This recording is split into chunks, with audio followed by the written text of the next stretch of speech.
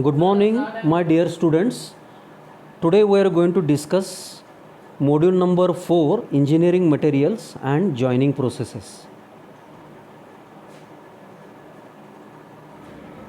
Now, what is engineering material or what are engineering materials? Engineering materials are solid substances which are manufactured and they are utilized for various engineering applications. So each material is having its own property or properties. So according to their use, the materials are used for practical applications. For example, cast iron. Cast iron is strong in compression, but it is weak in tension. Now we have to discuss the classification of engineering materials. Basically, or on the broad basis, the engineering materials are classified as first category metals and second category non-metals. So metals are again classified into two categories. One is ferrous metal, another is non-ferrous metal. So what is ferrous material or ferrous metal? See, if it contains iron, then we say that is a ferrous material. For example, cast iron and steel. What is non-ferrous material? If it does not contain iron, then we say it is a non-ferrous material. What are the examples? Aluminium and its alloys, copper and its alloys, nickel and its alloys, etc. Now second B category, non-metals. Non-metals are again classified as synthetic materials and natural materials. What are synthetic materials or what are the examples? Plastics, ceramics and composites, etc. What are the examples of natural materials? Wood, rubber, glass, silicon, etc. Now we have to discuss cast iron.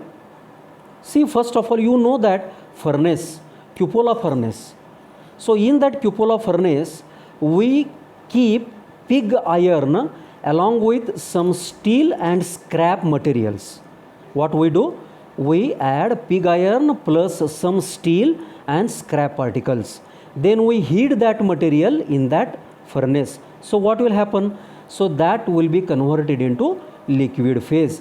Means what? They get melted inside the furnace and cast iron is produced. See, the cast iron produced is not the pure cast iron, but it is a raw cast iron. Again, some processes are required to finish that. Now, what is the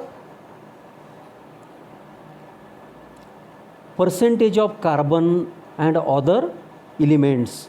It contains basically 90 to 92% of the iron, 2 to 4.5% of carbon, 1 to 3% of silicon, and small amount of sulfur, manganese, etc. Now, what are the properties? It is very strong and brittle. Brittle means it is hard. It possesses low melting point.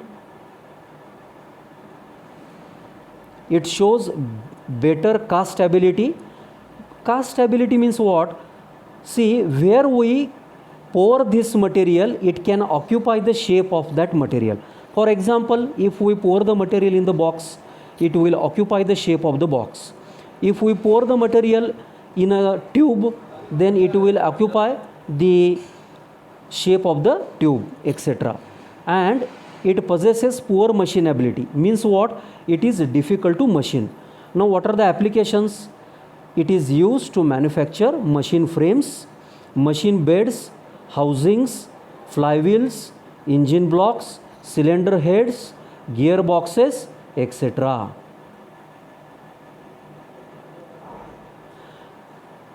Thank you.